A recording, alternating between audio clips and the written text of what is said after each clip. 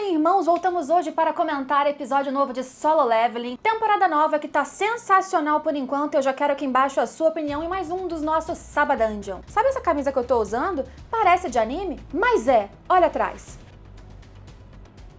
Camisetas discretas como essa ou várias outras estampas estão com metade do preço, até 50% off na primeira promoção do ano em loja.com.br/Gabi-Xavier. Então, se você quiser se vestir com a melhor coleção destes universos que você encontra nessa internet, depois do vídeo, clica no link aqui embaixo e aproveita o desconto, não precisa de cupom, é até metade do preço, acaba logo mais. O terceiro episódio teve um ritmo de adaptação incrivelmente rápido. Apesar de Solo Leveling, desde a primeira temporada, já ter essa compactação de capítulos em um episódio, por padrão, mais rápida do que o usual, dessa vez eu senti um pouquinho de prejuízo nos diálogos e na gradação das cenas, incluindo a subida no castelo dessa dungeon que o protagonista finalmente começou para conseguir os ingredientes do Elixir da Vida que salvaria, em tese, a sua mãe de uma doença eterna. Olha só, foram capítulos 56, 57, 58, 59, 60 e um pouco do 61, ou seja, 4 capítulos e meio ou um pouco menos para um episódio apenas. Um episódio que teve bastante coisa importante. Veja só,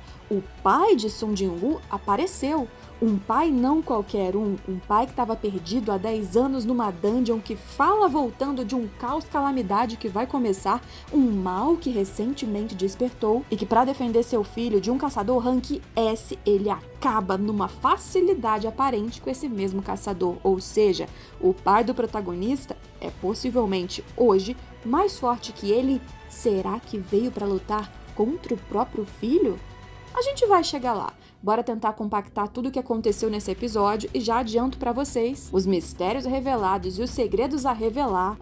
Solo Leveling ainda promete muita coisa. Veja bem, primeiro que o episódio mostrou como Jin-ho ficou chocado com a habilidade nova do seu parceiro de conseguir invocar certas almas, certos soldados para lutar a seu favor. Inclusive, eles servem até para garimpar as pedras de essência, né? Já fazem o trabalho inteiro. E com isso, Jin-ho conseguiu completar as dungeons necessárias para se tornar um mestre de guilda e conversar com seu pai para ele mesmo ser o mestre da guilda da empresa da família. O que ele consegue, mas todo o progresso e aparente qualidade de Sung Jin-woo não passou despercebido sequer para o pai do Jin-ho, que disse: beleza, você pode ser o mestre de guilda, não é seu irmão que vai resolver isso, mas só se o seu coleguinha aqui, que aparentemente é fortão, inclusive tigres brancos o querem, entrar para nossa guilda. O segredo do protagonista de ser o cara fortão ali escondido, rank esse papo já rodou e os caras mais importantes e interessantes nesse universo já estão de olho nele. Mas isso não é mais a principal questão, porque daí a gente passa para o mistério do cara cabeludo que apareceu perdido, que não falava inglês, falava coreano. Ele vai aparecer lá nos Estados Unidos, aí chamam o Hwang Dan-su, que é de lá, afinal, como profissional, mas fala a mesma língua do cara que apareceu, porque este cara, ele está listado como um caçador rank S poderosíssimo, então tem que ser alguém também forte para conversar com um possível monstro. Só que Hwang Dan-su vai conversar justamente com o pai do cara que ele quer matar.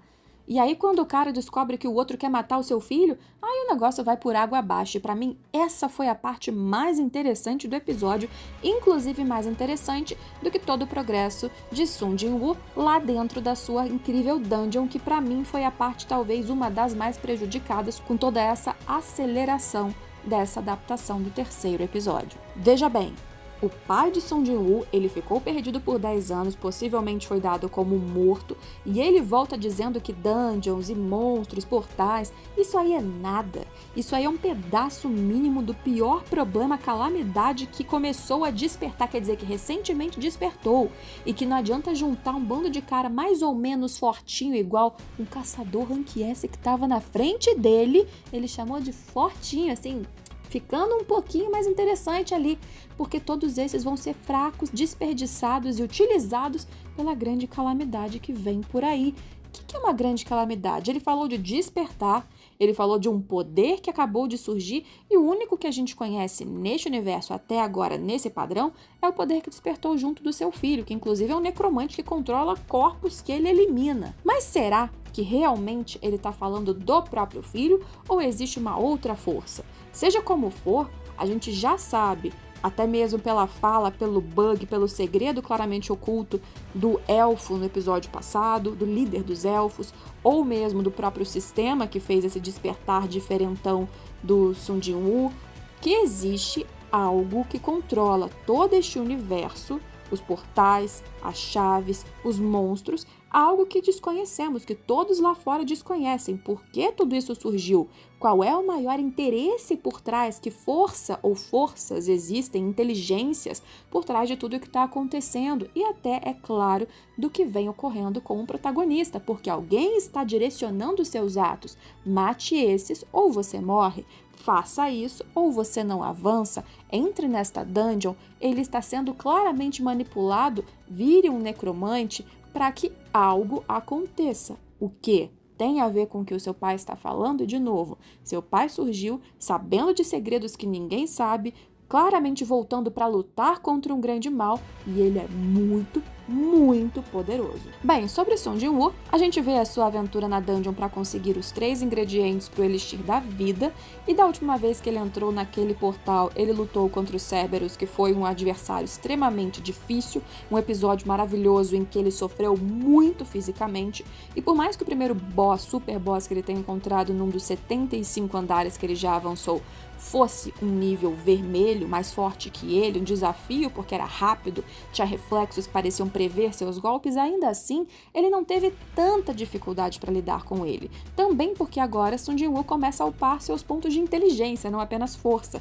Ele consegue invocar mais almas, ele consegue controlá-las com maior facilidade e ter estratégias para driblar os planos do seu inimigo com maior potência. Então ele consegue vencer o primeiro, ele consegue vencer o segundo, e aí que eu acho que a história foi um pouquinho prejudicada, porque além de suavizarem um pouco a personalidade do Sung Jin-woo para algo um pouco mais soft, não tão, talvez, autoritário, ácido e até com um pouco de ar maligno, certas vezes em certas falas que a gente encontra no próprio manhwa, que é o material que eu acessei, não a novel, fique claro. Mesmo assim, independente dessa parte de personalidade que é levemente modificada, existiam falas mesmo do segundo boss que foi completamente suprimida, que a gente simplesmente vê o segundo boss sendo derrotado. Não é que o mangá fosse estritamente algo mega desenvolvido, não era. Mas existia uma cadência maior para que cada uma dessas lutas fosse melhor aproveitada. Eu entendo que eles queiram acelerar, a gente avançou para um mistério importante, eles compactaram o final da dungeon entre falas que no manhwa uniam uma cena posterior com ele já no hospital, e funcionou. Funcionalmente resolve, porque você avança a narrativa, vai para o ponto que mais interessa, mas você perde um pouquinho de interesse naquela substância. Já é um anime que muitos criticam por não ter tanto subtexto, porque não tem tanto significado, e eu acho uma bobagem, porque Solo Leveling entrega exatamente aquilo que se propõe e não precisa ser diferente disso. Mas, além de lutinhas, dele coletando 10.000 almas, dele avançando para outros andares, dele invocando o urso e usando como um transporte, coisas que são visualmente boas como entretenimento, tinha um pouquinho a mais de falas, de daqui, toma ali, entre boss, entre ele, adversários que traziam um interesse a mais para que aquela cena não fosse apenas mais um momento de luta como tantos outros.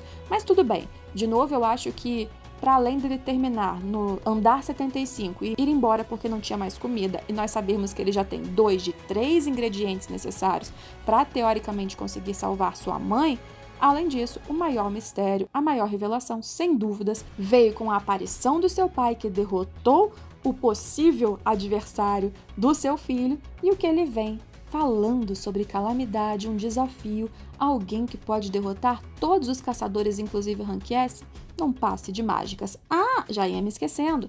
É claro que teve a citação também de que existem formigas voadoras da ilha Jeju, o que pode ser um grande problema, porque a ilha Jeju é de monstros especialmente perigosos, inclusive para caçadores Rank S, e se o bicho voa, o bicho se transporta, o bicho vai para outros lugares. Por enquanto, essa informação está sendo mantida em segredo, mas é um grande vem aí perigoso para toda a sociedade. Esses foram os comentários de hoje de Solo Leveling. Espero vocês no próximo Sabadão, que lembrando, continuo fazendo enquanto vocês continuarem vindo aqui, deixando o like, pedindo, engajando nesse vídeo. Então, se quiser que eu volte na semana que vem, comenta aqui embaixo para eu saber. E se tudo der certo, a gente se vê em todos os próximos vídeos.